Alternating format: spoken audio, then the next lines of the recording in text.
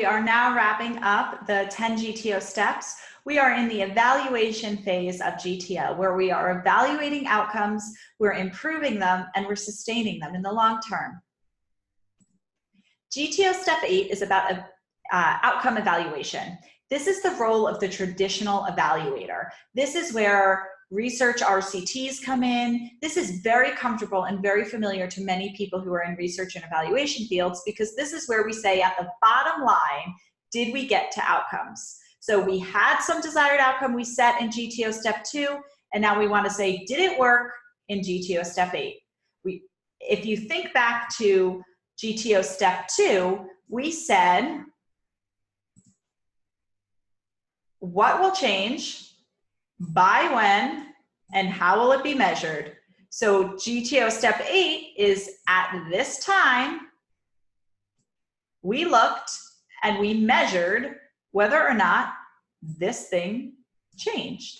So step 8 falls directly out of step 2. When you're doing step 2, you are planning for step 8, right? You have already decided how you're measuring change, when it's going to be measured. Step 8 is about going out there, collecting data, and seeing if it worked.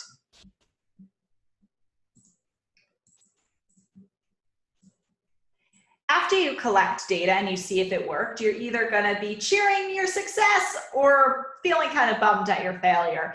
Either way, it offers a beautiful opportunity to improve. So in GTO step 9, we talk about CQI, or continuous quality improvement, and that could be done systematically or via mid-course corrections. Now, in the last video on implementation and process or formative evaluation, I already covered mid-course corrections. I said you could monitor what you're doing in real time and make mid-course corrections as needed. So I'm not going to cover that in this video because it's already been discussed in the last one. But if you want to talk more about how to make mid-course corrections or know if a mid-course correction is suitable and advisable, please reach out to me and we will jump on the phone or hop on a Zoom and chat it through. But for now, let's talk about a systematic CQI process, or continuous quality improvement process, that could be built into the way you improve your program in the long term. So I made myself smaller. Let me make myself bigger. A systematic CQI process is about, after you get through one full iteration of your program and you see if your desired outcomes are met, asking yourself, how can we improve this next time around? So you are going to revisit the 10 GTO steps, but asking for each step and asking each question through an improvement lens. So that will make more sense in one moment. All right, let me make myself small again so we could see the screen. Remember, in a previous video where I overviewed the levels of GTO, I said you could apply these questions to anything. You could apply them to the district or the sub-district or the individual. I even said you could apply them to TA, but left you hanging about how to do that. Well, now I'm going to say you could apply the 10 GTO steps to a systematic CQI process, to an improvement lens. So if we finished our program and we got to most of our outcomes, we were pretty satisfied, but maybe there was one or two areas that we just weren't sure about. We wished we did better. We could say, well, what were the gaps in the planning, implementation, and evaluation process? What were the needs? Why didn't we get to that desired outcome? What was missing? What should have been done differently? Maybe there was a need that wasn't relevant when we did our original needs assessment, but it's relevant now. Or maybe a need was relevant and isn't relevant anymore. Maybe an adjustment needs to happen there. So for needs assessment through CQI, you could say, well, what is it? What happened in our rolling out of this program that something was missed, and that is why the specific desired outcome wasn't reached? Then we can make goals based on those needs, improvement-focused goals. We could choose some best practices to improve. We could fit those best practices to the TIE context. We could look if we're ready to do those improvement cycles, and we could make a plan for improving. That plan should be built into your original plan, so now you have an improved plan. You implement the changes, you monitor whether they worked, and then you ask if you could further improve, and it starts you are going through another iteration, another cycle of improvement.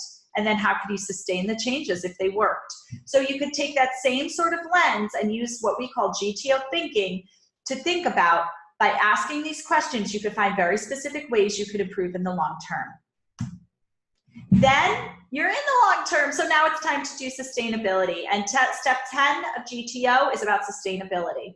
It is step 10, we're talking about it last, but I encourage you to think about sustainability through every single one of your GTO steps. It is much easier to plan for sustainability as you're doing for everything else than it is to just pick it up at the end and hope that it sticks. So sustainability is about thinking through the steps that are being taken to ensure that the program will continue after grant funding ends. Everything we do should be moving towards sustainability. And what does that look like? Well, that means building into this work into natural systems. By training up TAs, you are working towards sustainability because they will be able to support people in the long term. Routinizing the work, so creating habits, creating ways that all of this work is complementing the other work that they're doing. It's aligned with the other work. It's part of what their identity is.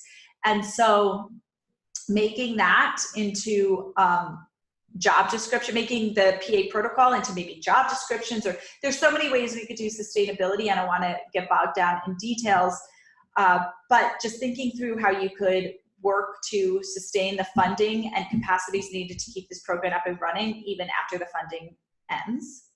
And then creating policies that support sustainment. So what sort of policies need to be enacted to make sure this program could run its course in the long term. So that is all I have for you on the 10 steps of GTO. In our next video, we're going to talk about the different levels of GTO and how you could think these through at the district level, the sub-district level, and the individual level. I will see you all there.